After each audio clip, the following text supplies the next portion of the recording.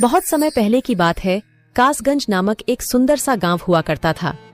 उस गांव में एक लकड़हारा रहता था जिसका नाम रामू था। रामू बहुत ही ईमानदार और मेहनती था। वह हमेशा अपने काम से खुश रहता था। उसके पास ज्यादा पैसे नहीं थे, लेकिन वह अपनी जिंदगी से संतुष्ट था। रामू के परिवार में उसकी पत्नी और उसके 2 बच्चे थे। रामू सेठ लालचंद के यहाँ लकड़ी काटने का काम करता था और लकड़ी काटने के बदले में सेठ लालचंद रामू को पैसे देता था, जिससे रामू और उसके परिवार का जीवन व्यापन होता था। सुमन, मैं काम पर जा रहा हूँ। आज बहुत देर हो गया है, तो तुम बच्चों को स्कूल छोड़ आना। जी, स्कूल तो मैं छोड़ आऊंगी, लेकिन मोनू और चिंकी पिछले 2 दिन से कह रहे हैं कि उनके स्कूल की टीचर स्कूल की फीस मंगा रही है। हाँ, तो जाकर दे आओ ना स्कूल की फीस। अजी कहाँ से दूं? आप जो पगार लाते हैं उसमें मुश्किल से तो घर चल पाता है। अब उतनी सी तनख्वाह में मैं बच्चों की फीस का इंतजाम कैसे करूं? अजी मैं एक बात आपको साफ साफ कह देती हूँ, आप सेठ लालचंद जी से पगार बढ़ाने की बात कहिए। दिन पर दिन खर्च बढ़ता जा रहा है। बाजार में अगर सब्जी लेने निकलो तो सब्जियों के दाम आसमान छू रहे हैं, और बच्चों की पढ़ाई का खर्चा, घर का खर्चा अब इतनी कम तनख्वाह में कैसे गुजारा होगा? ठीक है, मैं आज ही सेठ जी से थोड़ा पगार बढ़ाने की बात करता हूँ। इतना कहकर रामू काम पर चला जाता है।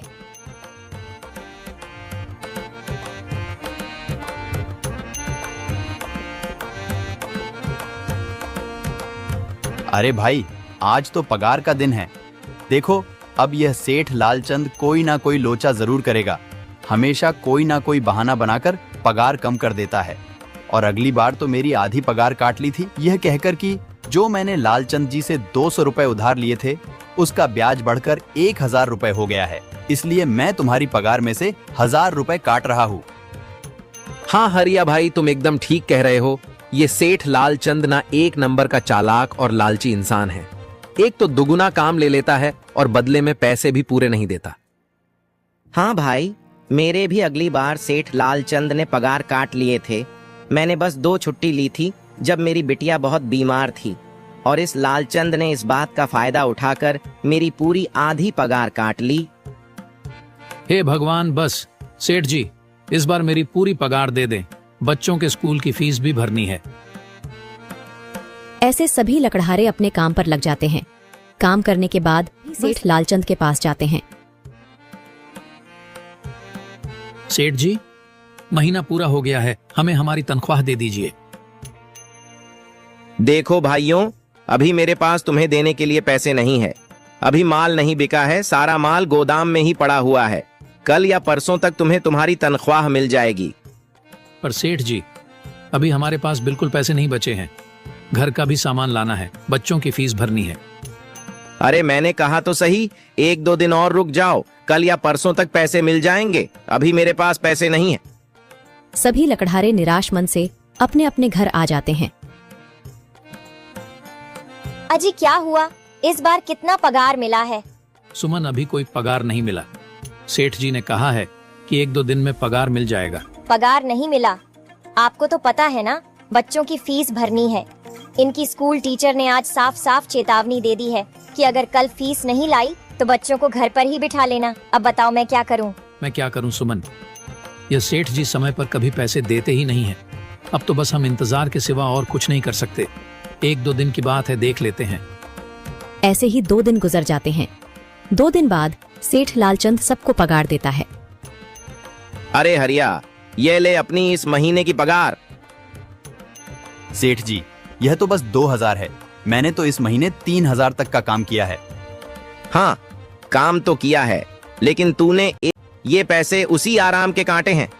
पर सेठ जी, आपने तो कहा था 8 घंटे काम के महीने में 3000 मिलेंगे, और मैंने तो 8 घंटे काम किया और 1 घंटे आराम।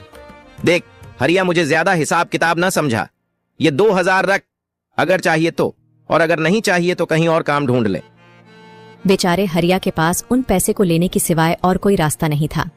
हरिया चुपचाप वह पैसे रख लेता है। रामू, ये लो तुम्हारे 2500 रुपए। पर सेठ जी, 2500 क्यों? मेरे तो पूरे 3000 बनते हैं ना। मैंने तो कोई छुट्टी भी नहीं की और ना ही कोई आराम। मैंने तो अपना सारा काम समय पर किया है। हाँ, समय पर तो किया है, पर इस समय बाजार में लकड़ियों का दाम काफी सस्ता हो गया है। इस वजह से अभी तुम्हें भी पगार कम ही मिलेगी जब तक लकड़ियों का दाम नहीं बढ़ता। पर सेठ जी, बात तो 3,000 की हुई थी ना, अब 2,500 में मैं कैसे घर चलाऊंगा? बच्चों की स्कूल की फीस भी भरनी है सेठ जी। इस बार आप पूरे पैसे दे दीजिए। 2,500 ही मिलेंगे तुझे। यहाँ काम करना है तो कर, वरना कहीं और काम ढूंढ ले। बेचारे हरिया के पास उन पैसे को लेने के सिवाय और कोई रास्ता नहीं था।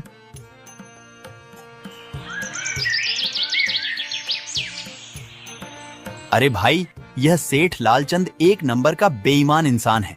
सारे पैसे अपने जेब में भर लेता है और बहाने बनाता है कि लकड़ियों के दाम सस्ते हो गए हैं। देख लेना, हम गरीबों की किसी न किसी दिन इसे जरूर हाय लगेगी। नहीं हरिया, ऐसे नहीं कहते। वह हमारे अन्नदाता है। आखिर उन्हीं के वजह से तो हमारा घर चल रहा है। अरे काहे का अन्नदाता? काम के पूरे पैसे तो देता नहीं है।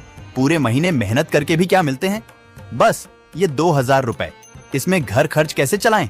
ऐसे तो हम कभी तरक्की नहीं कर पाएंगे। और हम कर भी क्या सकते हैं हरिया? हमें लकड़ी काटने की सिवा और कोई काम कहाँ आता है? और कोई काम खोलना भी चाहे तो उसके लिए हमारे पास इतने पैसे कहाँ हैं? अब जो भी हो, हमारा तो बस ये सेठ लालचंद ही सहारा है ना। कुछ देर बातें करने के बाद अपने घर की ओर निकल पड़ते हैं। जी आ गए आप। कितनी पगार मिला है? सुमन, इस बार सेठ जी ने बस 2,500 रुपए ही दिए हैं। बस 2,000? इतने में कैसे घर चलाएंगे? बच्चों की फीस में ही 1,000 रुपए निकल जाएंगे। फिर 1,500 में क्या क्या करेंगे? अब मैं क्या कहूँ सुमन, अब तुम्हें इसी में ही गुजारा करना होगा। तुम सबसे पहले बच्चों की फीस भर देना, इसके बाद बाकी का मैं देखता हूँ। अजी आप क्या देख लोगे? सेठ जी से पूरे पैसे तो मांगे नहीं गए आपसे?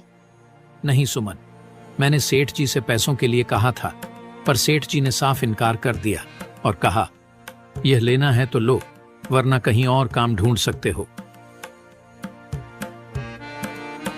मैं सोच रहा हूं कि लकड़ी काटने के बाद मैं कहीं और भी काम ढूंढ लूं। सेठ जी के यहां से काम करने के बाद मैं दूसरी जगह पर काम किया करूंगा, इससे कुछ ज्यादा आमदनी हो जाएगी।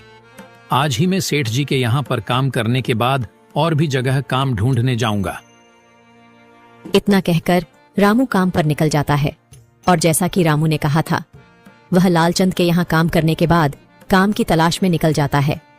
रामू पूरे गांव में काम ढूंढता है, दुकानों दुकानों पर जाकर लोगों से काम मांगता है, मगर हर जगह रामू को केवल निराशा ही हाथ लगती है।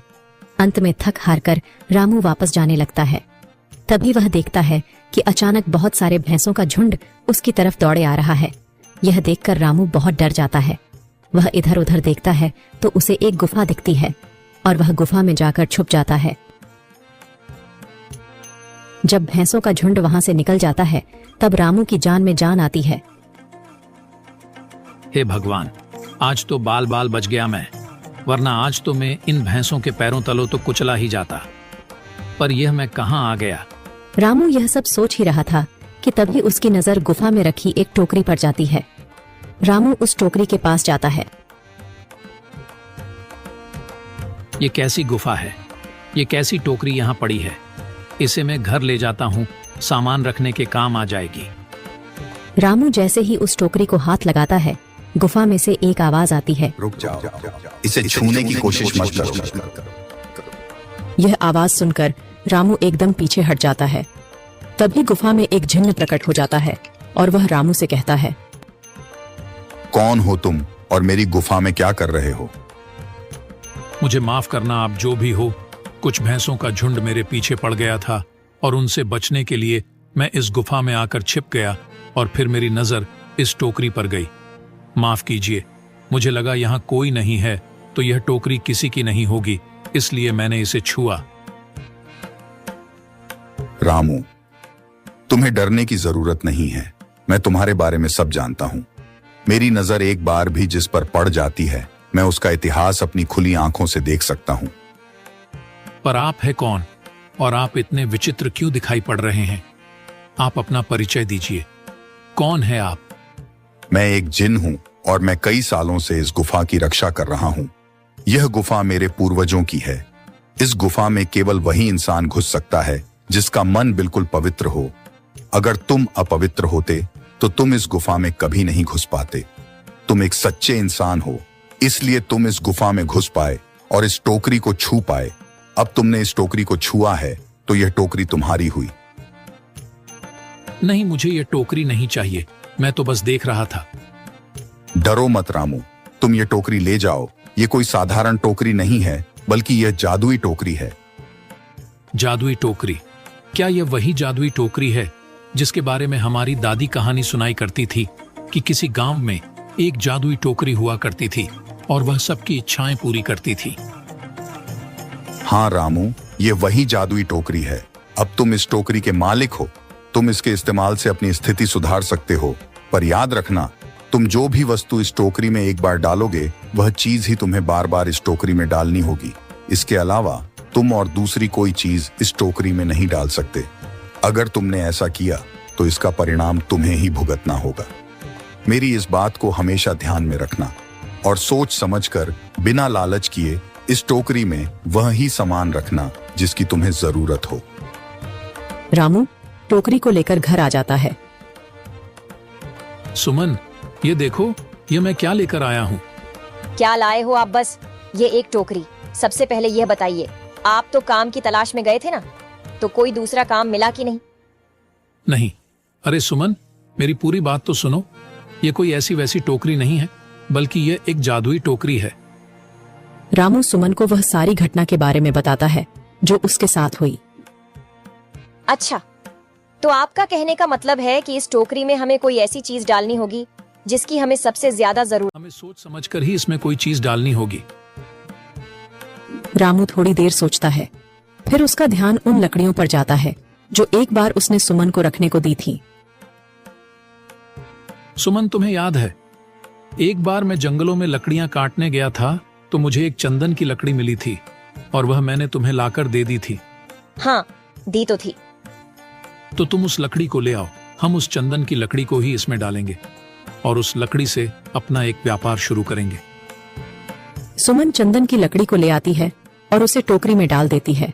वह जैसे ही चंदन की लकड़ी उस टोकरी में डालते हैं, उसमें कई सारी लकड़ियां आ जाती हैं। अरे वह, यह तो चमत्कार ही हो गया। ये देखिए, कितनी सारी चंदन की लकड़ियां हो गई। अगर आप इसको बेचेंगे तो इससे काफी अच्छे पैसे मिलेंगे। हाँ राधा, मैं कल सुबह बाजार जाकर इनको बेच आऊंगा और जो पैसे मिलेंगे उससे हम अपने मोनू और चिंकी के स्कूल की फीस भर देंगे और बाकी बचे पैसों को संभाल कर रख लेंगे। अगले दिन रामू लालचंद सेठ के यहाँ काम पर न जाकर चंदन की लकड़ियों को बेचने के लिए बाजार की ओर निकल पड़ता है। वहाँ पर रामू चंदन की लकड़ियों को बहुत ही कम दामों में बेचा, जिसकी वजह से आम लोगों के साथ साथ बड़े व्यापारियों ने भी रामू से चंदन की लकड़ियां खरीदी। लकड़ियों को बेचकर रामू को काफी अच्छे पैसे मिले। पैसों को लेकर चंदन घर आ जाता है। ये देखो सुमन, उन लकड़ियों को बेचकर मुझे कितने सारे पैसे मिले हैं। ये लो कुछ पैसे, इससे तुम कल मोनू और चिंकी के स्कूल के फीस भर देना। अच्छा, तो मैं काम पर जाता हूँ। अजी, आपके पास तो अब यह जादुई टोकरी है, तो अब आपको उस सेठ लालचंद के यहाँ काम करने की क्या जरूरत है? हाँ सुमन, मैं सेठ लालचंद जी के यहाँ काम पर नहीं जा रहा, बल्कि मैं तो वहाँ पर जो काम कर रहे बाकी के लकड़हारे हैं उन्हें ये खुशी की खबर देने जा रहा हूँ, क्योंकि सेठ लालचंद जी से मेरे साथ साथ वह लकड़हारे भी बहुत परेशान थे। इसलिए अगर मेरा भला हो रहा है तो क्यों ना मैं उन सभी का भला करूं।